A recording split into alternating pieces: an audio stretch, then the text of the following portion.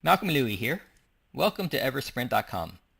Today we're speaking with Brendan Mullen, the President and CEO of MKS2 Technologies, a fast-growing company that provides cybersecurity, software development, and large IT enterprise services to federal government and commercial customers.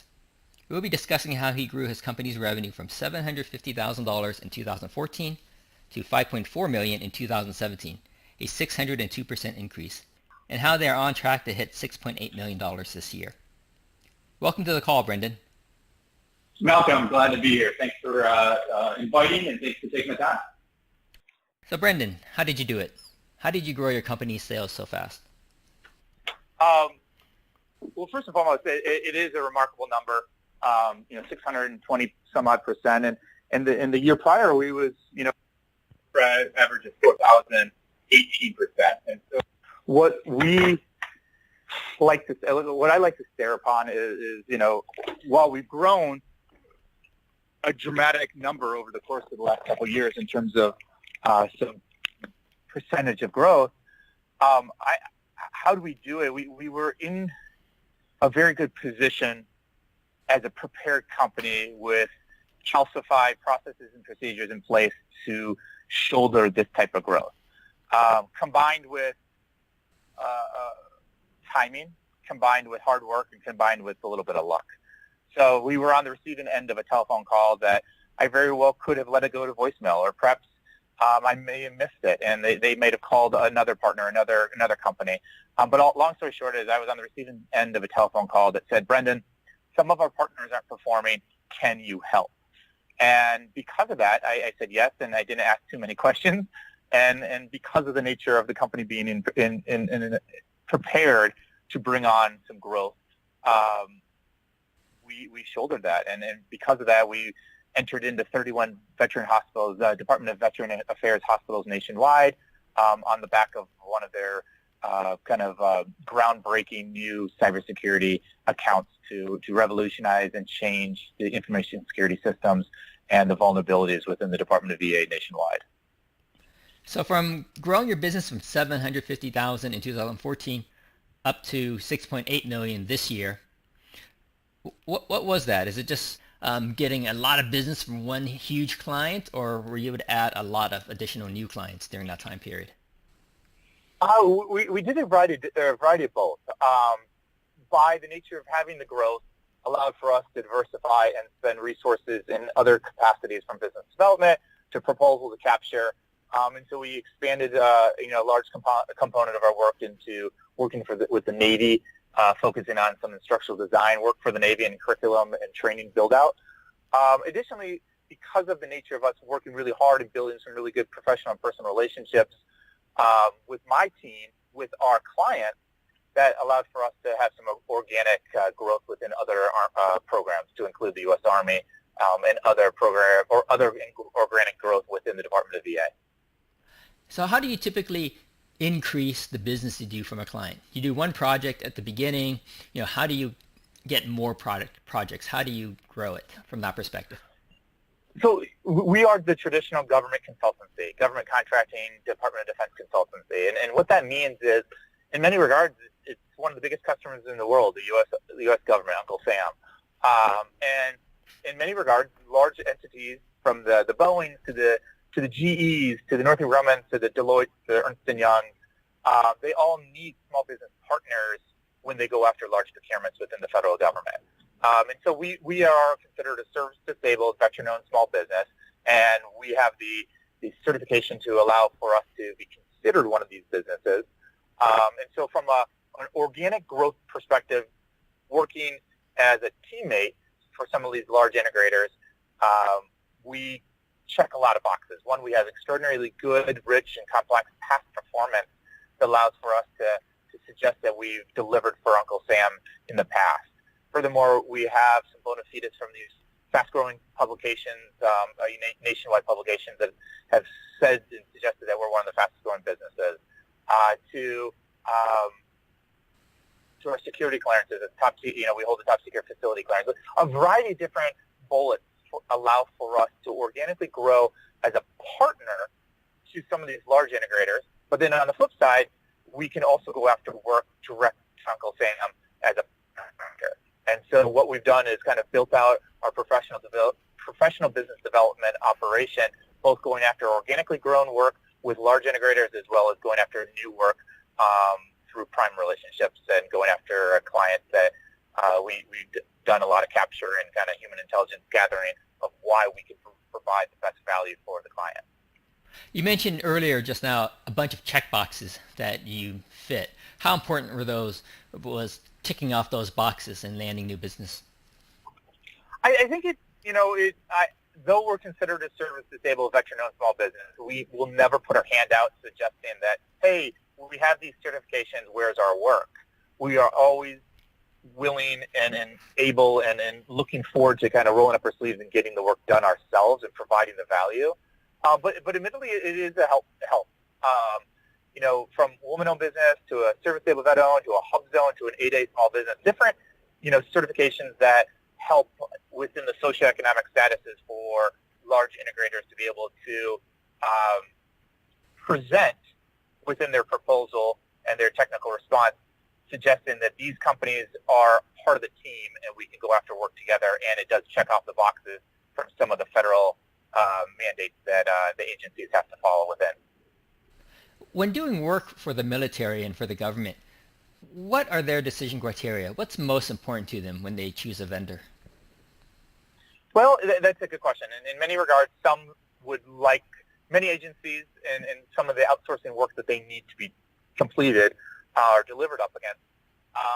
They look at it as what's called lowest price technically acceptable, or perhaps on the converse would be best value. So, depends on what the agency is looking for, depends on what the client inside the different respective program office is looking for. But I think from a high level, they are looking for a partner, right? They're looking for a company that is, easy to work with, responsive. They check their egos at the door, and admittedly can get the job done under the contract constraints and deliverables for time and money.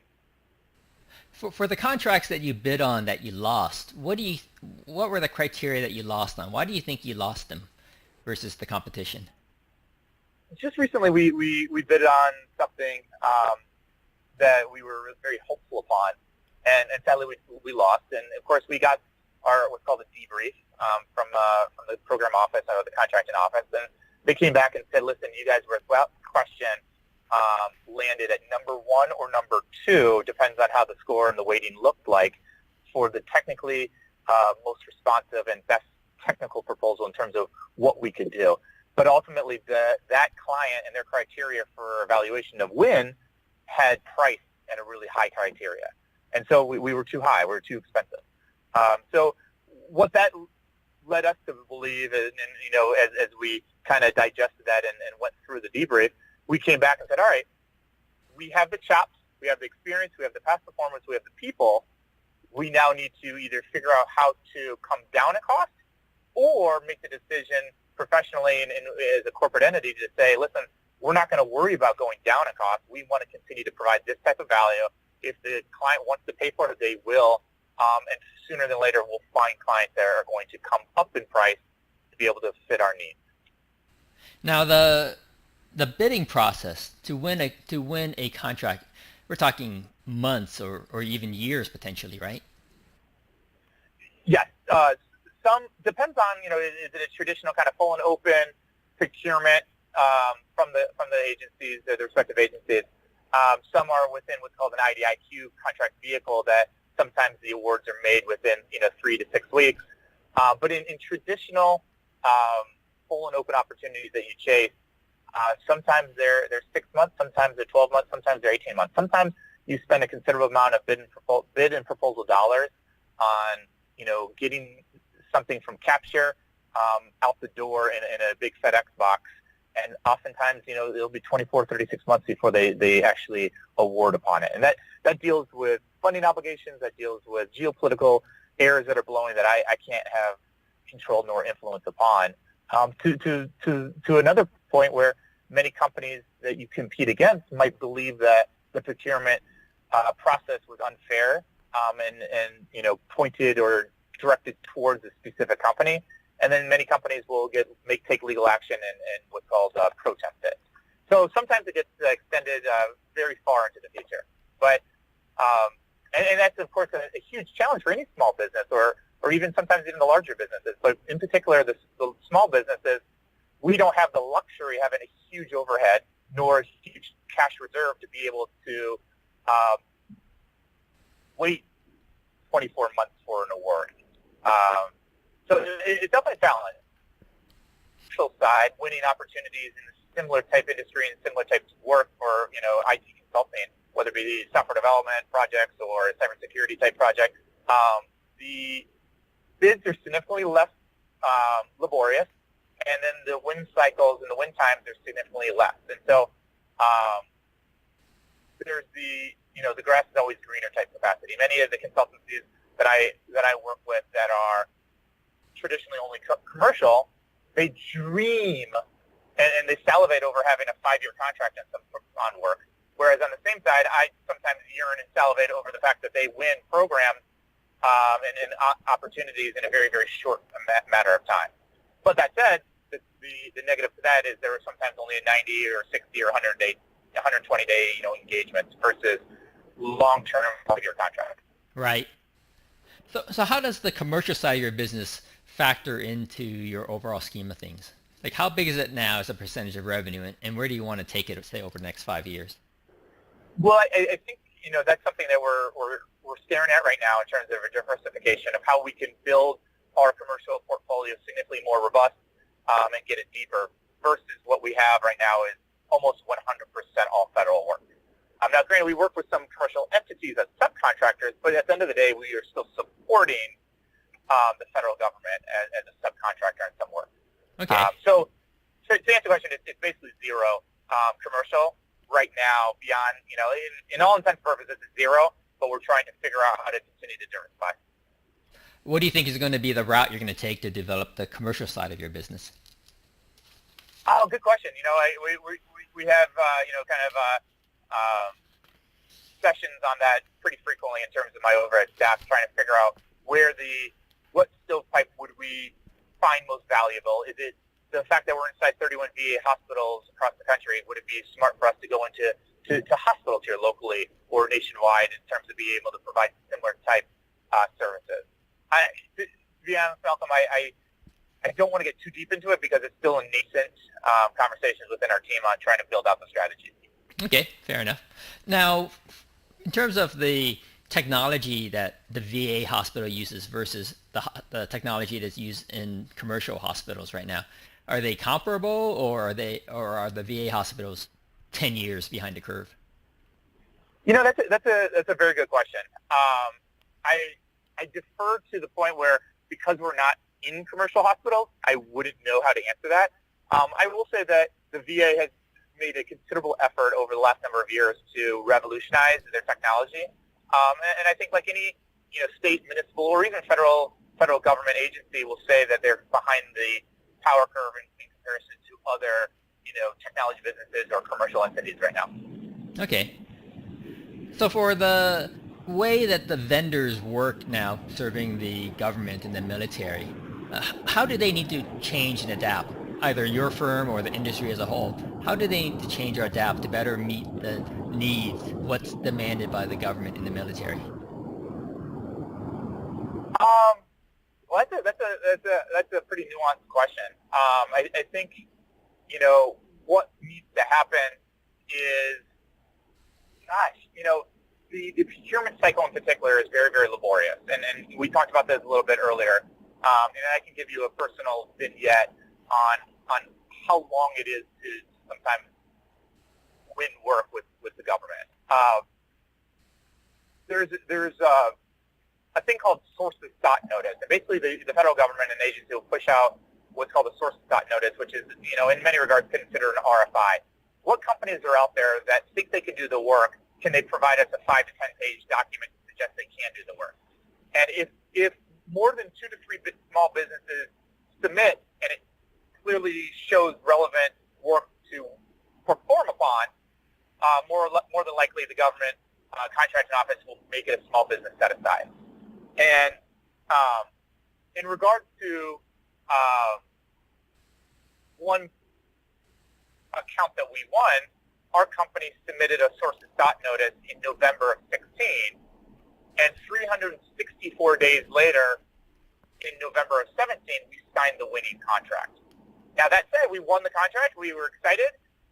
Then we did a kickoff meeting in the month of February of 18 and didn't get the program off the ground until May of 18. So in many regards, from the day that we submitted the sources thought notice, it was near 18 months between the day we submitted to the day we started billing and revenuing. And so if I could take anything in terms of the procurement system, it would be to lessen and streamline the whole entire acquisition and procurement process to make it more palatable for small and medium-sized businesses to continue to grow.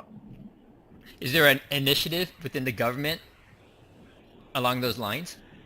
I think there are always initiatives to try to clean up the procurement system. But I will say, admittedly, it's taxpayer money. And so there's a ton of processes and procedures that are put up to have checks and balances so that there's no waste, fraud, and abuse within the system. So, as a taxpayer, I'm pretty appreciative of the systems in place. But if somehow we could make tweaks to allow for it to be a little bit more streamlined and not as laborious and a large time consumption upon, we would have a better strategic forecast for us to be able to then identify when the work may or may not come. Right. In regards to trends that you're seeing, either in the commercial space or in the military and government spaces, what do you see unfolding? What do you see happening? And how are you positioning your company to either take advantage of it or get out of the way if it's a destructive trend? Well, from where the seat I sit, I look at it from a pretty high level at 30, 40,000 foot view looking down, and of course looking at the new budget for the Department of Defense, and off the top of my head I don't know exactly what the number is, but I believe it was a 23% increase, which turns out to be 75 billion or 45 billion. It's an absurd amount of money that's being pushed back into the Department of Defense for services, for weapons, for personnel, for training, from a variety of different components. So from a high level, I see, this new administration wanting to put more dollars back into the Department of Defense, where in contrast, the previous administration kind of throttled back a little bit. Not to mention, of course, politically, the last administration was up against sequestration, which had both houses, both sides of the aisle in the House throttling back on a variety of different pieces of the budget to include, outsourcing and professional services for the federal government. So currently, we have seen an increase both on spend, and now it's a question of a lot of these government agencies are trying to fulfill a lot of their needs right now. Okay. How is the internet changing how you do business with the government? How is the what? The internet. The internet. Yes. Well, whether it's the internet in particular, or perhaps just the trend that's taking shape, worldwide, is we're a flat global, economy to some degree, and to that regard, I'm super proud to say that we don't spend $1 on 1 square foot of real estate, and we're in 27 states and the District of Columbia. We're at 71 full-time employees, and we are a totally diverse, inclusive, remote business, a decentralized company. And so I think the internet in that regard is completely changing the game, where a lot of these large entities, from the Booz Allens to the Boeings and GEs and Northrop and Lockheed, they have an extraordinary footprint around the world providing services for the federal government, but at the same time, they also have a considerable amount of real estate. And the small businesses that have the ability to keep their rates remarkably low and very agile and competitive, who aren't putting space or an overhead in terms of space, allows for the internet to really revolutionize small businesses like ours. So the government really doesn't care that much that you have a big office building. where all your Well, team is sitting together?